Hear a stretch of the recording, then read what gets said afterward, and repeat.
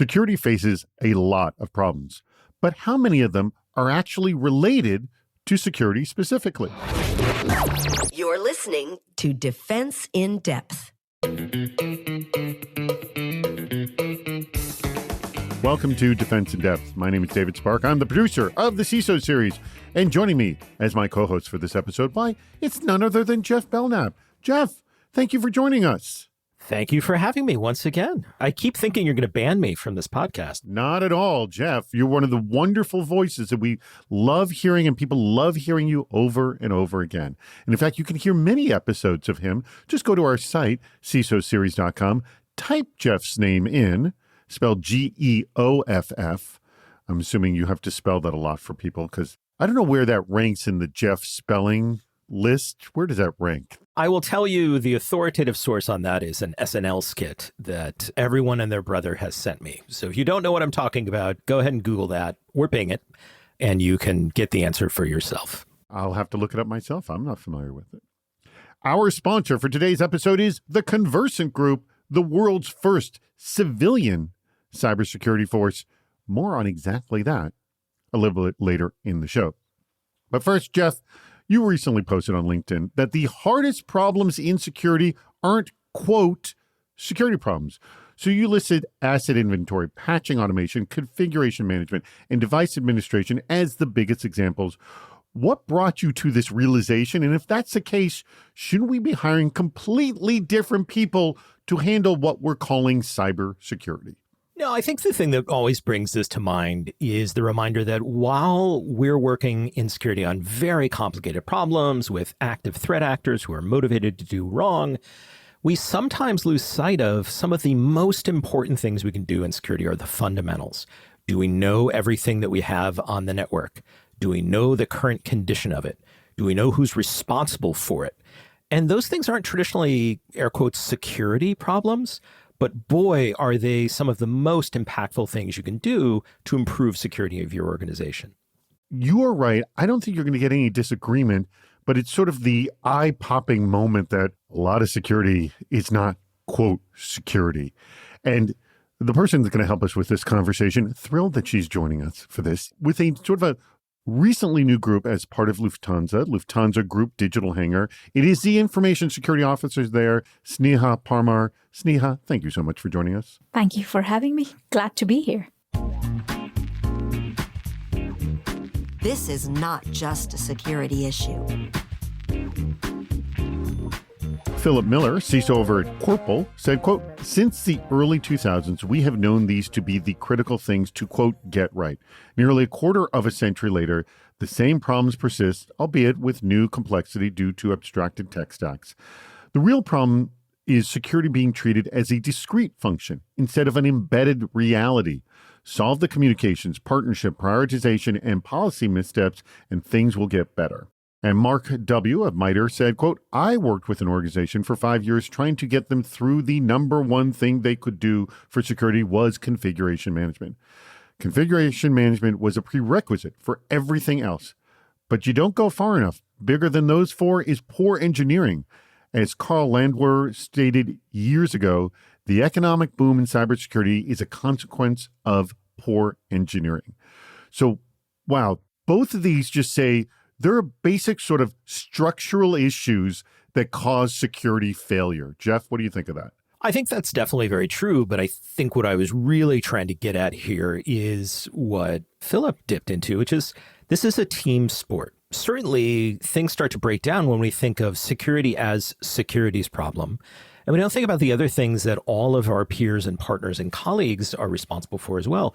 If you are just an IT admin, you turn out to have an incredible impact on the cybersecurity stature of your organization. If you are managing your infrastructure, if you have your configurations logged, if you're making sure all your things are logged, if you're doing your patching, all the boring stuff nobody wants to give you money for or sell you a new toy for or give away to you, you are doing some of the most important cybersecurity work to do that there is, period. And I think, we sometimes get lost in the marketing ecosystem of all these new exotic threats. And certainly those are very important and very challenging to deal with. But if you're starting from a position of not understanding how defensible your infrastructure is, or really not even understanding what your infrastructure is at all, you're starting from a losing battle position. All right. I throw this to you, Sneha. I guess, what has been your history on dealing with making security a team sport? Painful one, I would say, Mm-hmm. because it's just the entire history itself, security being seen as something which is bolted on rather than an embedded key function within the organization. That itself creates a lot of silos, but also a lot of unrealistic expectations or not knowing who's responsible for what.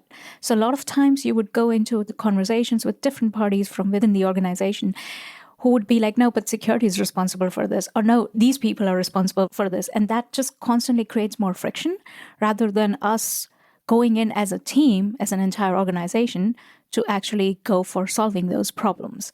And that is where that constant friction among different teams from the responsibility point of view kind of creates this huge pileup of backlog, operational maintenance, or even just in general technical debt. And until there is a clarity or a decision from the business on who is owning it, it just stays there. And the worst part from security perspective is attackers don't wait. So we cannot afford any minute on just sitting on those information that, okay, we have these many problems and we should solve it. What security professionals would ideally do is jump in and be like, hey, it's okay. Let us figure out how to get it done. But in that position, then security goes in and focuses more on operational and maintenance work, and then we are losing time on the threat side. So it's very difficult to balance. Yeah, I like to think about it is if you aren't owning your technical debt and your operational problems, your threat actors will. That is where they thrive. What do most people think it is? And what's the reality? Yaron Levy, CISO for W Laboratories, said, quote, you can also summarize it as, quote, lack of operational discipline. It's a really nice way of summing it up. Erkang Zhang over at Jupiter One said, quote, these are spot on. They are the foundational, but they are so hard to do well at scale. I wish more of us in the industry would invest more time, resources, tools to doing better at the basics. And let's accept that there really isn't a, quote, easy button for this. And Sergey Rusakov of LinkedIn said, quote, simply knowing what's attached to your network and who to contact about it cannot be overappreciated. So all three of these are just saying the basics of running a business, running your operations, they get really, really tough as things get more complicated and as you grow, Sneha. I actually do agree. We can see it as operational discipline, so lack of operational discipline or, operational or maintenance deficiencies, ideally. And it gets difficult when you scale as a business because then it's just a huge amount of operational load that you want to do. But from the management perspective or from the business perspective, operations or maintenance is seen secondary to moving fast or the road to innovation. So that always kind of like bogs down and slows down. Also, as Jeff also mentioned, it's the boring stuff. Like, okay, nobody's going and telling the IT or device admin that, hey, you've no idea how amazing it is that you're with us and you're doing all of these tasks, which are considered boring and not so sexy work, but it just creates a huge, huge difference. So from my perspective, we can call it operational deficiency or even an operational discipline. And also, I've wondered a lot of times that from personal hygiene perspective, so if we own a house or a car, it's by default, we accept that we are responsible to maintain it. But that is just not showcasing from the organizational standpoint. And when there is like budget or companies are struggling, they would ideally want to reduce the operational budget or the maintenance budget and want to make it more cost efficient. But that is where the attackers get an upper hand. Jeff, this is not the first time we've talked about you got to get the basics down. But why does this become so unbelievably complicated? And the, quote, smartest businesses still struggle with this. I mean, there's a myriad reason, right? I think one of the most primary reasons, especially in the tech sector, we are incentivized to get product and features out. If you're in the consumer space, you want to focus on getting new products and shipping them faster and cheaper. And, spending money on the stuff that nobody ever sees, that don't really impact customers directly, is a hard decision. I think Sneha's analogy of a house is a great example. If you've got a little money and you're looking for a new house, you want a pool or a hot tub or like a really cool kitchen.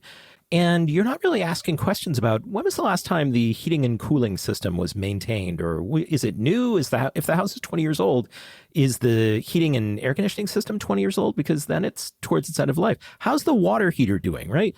Those are not the questions you are asking on the first visit. True. Not on the first visit, but you do ask them before you buy. You do eventually, but you really don't ask until you're down to brass tacks of buying. And I guarantee you the decisions are not really being made on whether the water heater needs to be replaced or not. And while this is sort of an absurd analogy, it's not that far off. Like at the end of the day, a lot of people are sending around third-party security surveys. Very few of them are asking the basic things of like, do you have an inventory management system? Like, how sure are you that everything in there is accurate? Do all of those things have owners? No, we're asking like, what's your SOC 2? Do you have an ISO certificate? What are you doing for GDPR? And while all of those things are very important in their own right, we really need to get focused on what really matters. And the couple of things that really matter in an organization are, when was the last time you had an incident? And did you do anything to repair the things that caused the incident? And do you just know everything and everyone that's in your environment and who's responsible for them? It sounds ridiculous, but it is an incredibly hard problem. And I think there are only a few people working on that problem. I think Erkang, who commented here, is one of them, but it's just not where people get excited about. They all want to add AI. Nobody wants to go make sure AI knows all of the things Sneha and Jeff are running in their environments. Who's our sponsor this week? Well, didn't I tell you at the beginning? It's the Conversant Group. And let me tell you about them. Brand new sponsor of the CISO series. Let's just face the facts that cyber attacks happen. The question is, how quickly can your business recover? With Securitas Summa from the Conversant Group, recovery isn't just possible, it's assured. So Securitas Summa is a comprehensive cybersecurity program designed to keep your business secure and operational. It combines proactive defense, continuous protection, and assured recovery through Phoenix 24, the world's leading recovery firm. Work begins in less than 60 days, and recovery starts the moment you need it. No delays, no excuses. With Securitas Summa, your organization has access to a fully managed recovery process that gets you back online faster than anyone else. 50% faster than the industry average, to be exact. And downtime is minimized, risk is reduced, and your operations stay on track. Cyber resilience starts with the right partner. So go to their website, visit conversantgroup.com to learn how Securitas Summa delivers security and recovery you can count on. And let me spell the web address for you. It's Conversant Group, ConversantGroup.com, conversantgroup.com. Sometimes it's really not that difficult. Jerry Davis, Cybersecurity and Infrastructure Security Agency, or CISA, said, quote, "It's IT lifecycle management that I maintain is one of the most glaring nemesis to good security." Darren Desmond, who is a CISO, said, quote, "If you were in a business that had a mobile workforce of some kind, you wouldn't expect the vans and trucks to be bought, fitted out, and deployed, and then expect them to run without maintenance for 20 years. Yet, this is exactly what many companies do, then act surprised when they are hit by a, quote, sophisticated attack." And Simon Chapman of Conversec said, quote, "The difference between mediocrity and excellence is simply doing the basics to a high standard. All the things you mentioned are basics. Boring, unsexy, unexciting, and utterly critical. The real issue is lack of communication and collaboration, but there's no product for that." All right, Sneha, I'm going with you on this because you addressed many of these earlier, and these also reference things that were said, but they kind of bring them all together. We got a problem with dealing with the basics. I love the analogy that Darren said, which is very similar to yours about maintaining the vans and trucks that are built in your fleet. But then the other thing, it's communication and collaboration. So how does the maintenance and the communication and collaboration pieces go together, I guess, better, and how do they fall apart? I would go back to what Jeff mentioned. Knowing what we have within our environment is the key, but also knowing who owns it or who is responsible for it is the key. And I feel like that is where you could either get most traction for things from security side if you see an issue within your infrastructure or your environment. Knowing who owns it, it gives you a very high chance of making sure that it gets fixed. Yes, it might take a little bit more time depending on the priorities, but there is a chance. By the way, just quoting Sergey Rusakov, who we quoted earlier, LinkedIn said exactly that as well. Just knowing who owns it and who to contact is key. Go on. Exactly. And on the other side, when it falls apart is not knowing what you have, definitely, then you're at 0.0 or maybe even negative. But even if you know, you already also know that there are a lot of issues or vulnerabilities, but not knowing who owns it would get you into the friction with the business. This is one level up because the whole asset management industry just lived off of this one line, you can't protect what you don't know. I mean, we've all heard this umpteen times. But this is the one level deeper. It's not just knowing what you have, knowing who can deal with it. Exactly. Who can fix it. Exactly. And making sure they do. That, I think, becomes the real problem. It turns out lots of people have Jira tickets and ADO tickets and ServiceNow tickets about things they need to fix, and they've got dashboards that show that they're hundreds, if not thousands of days old, and they're all just waiting for somebody to be like, hey, you gonna take care of this? And they're like, oh, right, yes, of course, I am. Or more likely, it ends up in a post-mortem after-action report from an incident. You go, that might not have happened had we done the things we said we were going to do on a regular basis. But I also think, what Darren is saying here is really important. People need to understand that that regular maintenance is really important. If we're not holding ourselves accountable to that regular maintenance, then we're not really running the business and we're going to run into trouble. And at the end of the day, that's the thing that really matters. That's security work. That is security work for accounting. That is security work for engineering. That is security work for sales. All of these teams that own systems, they all need to be doing these operational things. Like Sneha said before, it's operational discipline and it's not just security's job. By the way, I asked this question a long time ago for the security community. I said, is there any one thing in security which is set it and forget it? And nobody could come up with a single answer. There's nothing. I mean, there is for pen testers. If you set and forget the thing, the pen testers will find it and prove to you that you set it and forget it. The bad guys of all sorts will notice. What's our visibility into this problem? Dr. Joe Lewis, who's the CISO over at the Centers for Disease Control and Prevention, said, quote, a long time ago, the Center for Internet Security stated categorically that you could reduce 80% of your cyber risk by having 1, good asset inventory, and 2, good software inventory. Neither of those two things are specifically cyber, but are areas we consistently struggle with, especially with the ease and agility of cloud. Oh, I would double down on that, yes. And Ramin Etihad of Umnitsa said, quote, I'd argue that it's crucial for the asset inventory to avoid becoming yet another data silo. It should instead be a living, integrated layer across your security, business, and IT system to create a 360-degree view of all your technology assets. This enables the orchestration of key workflows across the asset lifecycle from one place. Without this, you'll end up relying on manual tasks, which create blind spots and erode operational hygiene. So I will start with you, Jeff, on this. This is doubling down on the asset inventory issue we talked about, but this has got to be everyone's visibility, not just security or not just IT. Yeah, and I think the key here is helping everyone see that if you, for example, are part of a push to improve security in any way, shape, or form, sometimes people forget that they can do security without having to work on a security project, right? That's specific to adding auth or 2FA or something like that. Security a lot of times is clearing out your backlog, understanding your asset inventory, and understanding how to use the things that you have. I think there's, in some of the investing that I do, there's a lot of companies that are very interesting in this space because they're starting to bring this ethos into the security space. And if I look at Jupiter One or Reach Security, they're really trying to take the boring stuff that nobody thinks about as security, like understanding what you have or understanding how to use what you have better, and bring it into the mainstream of security. And I'm really hopeful that that takes root. All right. Your take on this, which essentially is just make this inventory issue visible to everyone.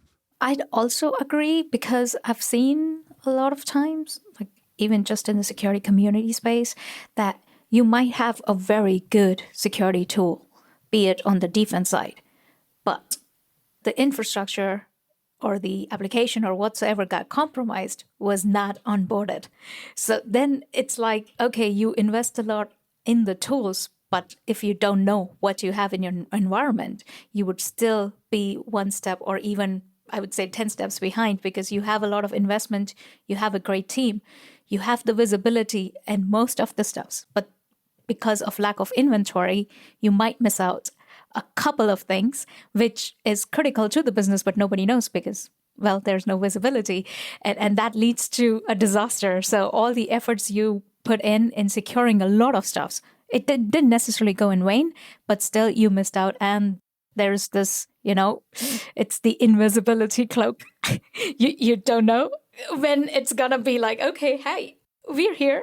The attackers would be like, yep, they hit a jackpot. So that is why the basics is just so important. And the other thing which was mentioned was that make sure that it's not another data silo. So there might be so many times, like once you did it and then you forget it. Okay, we have an inventory, but maybe you finished that project. Perhaps it was an initiative, which was very good, and it finished in 2022, for example, and then nobody maintained it. Again, we run into the same things. Especially focusing on cloud, because now, one, there are positive sides of it because people are moving, most organizations are moving to cloud.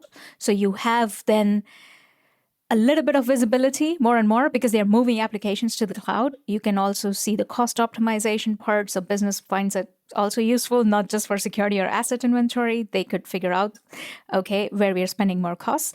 But on the other side, then it's just moving too fast that sometimes you just spin up a lot of things which are going in and the configuration sides of things are not there. So like maybe you would find an S3 bucket which is public, and it's just the balancing effect. It's very crucial. By the way, everything you described, our listeners have seen and heard again and again and again. Well, we have come to the portion of the show where I'm going to ask you, Sneha, please take a look at all these wonderful quotes that I read from our incredibly bright audience and tell me, which one was your favorite and why? I would say Yaron Levy. You can also summarize it as lack of operational discipline. I think it's about time we all got more disciplined into understanding that maintenance is part of our job. Everybody's, not just security. And that is where the basics lie. And if you want your security or team or even the organization and the resilience, the entire cyber resilience of your organization to improve, you need to make sure that we do the basics right. Jeff, your favorite quote and why? My favorite quote is all of these because they all came from my network because I posted this on Yes. LinkedIn. So thank you, Yaron, Erking, Sergey, Jerry, and everybody else. But I'm going to go with Darren here. Yeah, he made the reference to the vans and the cars. And he really hit it on the head here. I think the only missing part is, the people doing the maintenance for those vans need to consider and be treated like they're doing an essential service for that business. Your business that needs those trucks maintained cannot operate without those trucks. If you're just to pick something out of the top of my head, if you're an airline and you're devaluing the people that maintain the airplanes and the aircraft, I think you'd have a pretty tough time running a sustainable airline. And yet, this is sort of where we are when we look at our tech stacks. I think in the tech world, we actually do a fairly good job relative to other industries in terms of making sure that our tech stack is well known and maintained. But my exposure to some of my colleagues in other industries it's not so good. I think a lot of people sort of try to set it and forget it and are very surprised when problems and costs come up later. So I think it's a great analogy. Great job, Darren. Excellent. Well, thank you very much, Sneha. Thank you very much, Jeff. And I also want to thank our phenomenal sponsor. That would be the Conversant Group, the world's first civilian cybersecurity force. Remember, you can go to their website, conversantgroup.com, to learn more about how they can keep you running when the inevitable happens. And sadly, we know the inevitable often does happen. So please check them out, conversantgroup.com. Well, Sneha, thank you so much for coming. Jeff, as well, thank you for posting this. This was a great conversation online. And I'm so thrilled everybody had it and we were able to discuss it with everyone. And thank you to our audience. We greatly appreciate your contributions and for listening to Defense in Depth. We've reached the end of Defense in Depth. Make sure to subscribe so you don't miss yet another hot topic in cybersecurity. This show thrives on your contributions. Please write a review, leave a comment on LinkedIn or on our site, CISOseries.com, where you'll also see plenty of ways to participate, including recording a question or a comment for the show. If you're interested in sponsoring the podcast, contact David Spark directly at david@CISOseries.com. Thank you for listening to Defense in Depth.